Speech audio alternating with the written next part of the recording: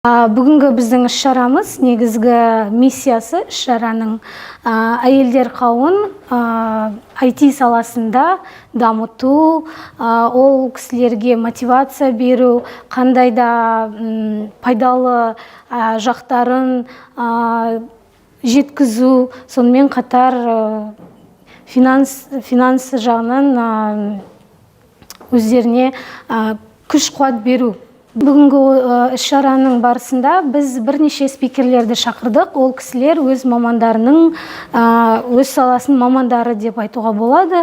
Ол кісілер электрондық коммерция туралы айтады. Мысалға, қазір білеміз, маркетплейстарда, бірнеше маркетплейстарда жұмыс істеуге болады. Және де өзінің идеясы бар әйелдерге оны қалай іске асыруға болады, сол туралы көмек береді.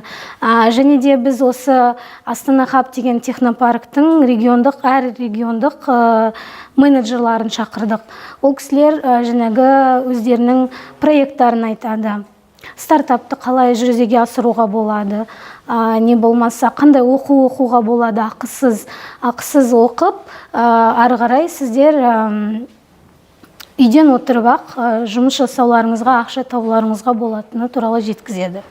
Мен өзім IT саласына, IT әйел бағдарламасынан кейін келдім. Мен өзім филологпын, негізі гуманитарлық бағытта оқамын.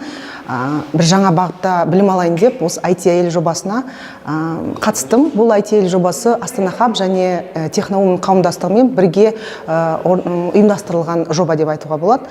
Бұл жоба декреттегі әйелдер және жұмыссыз әйелдерге жаңа бағытта, IT бағытында жаңа білім алуға мүмкіндік береді. 2 ай бойы тегін біз ноу-код және фриланс стартап жасауға арналған бағдарламаны өттік. Сол осы жобадан кейін өзімізге бір стартап жоба жасауға мүмкіндік алдық.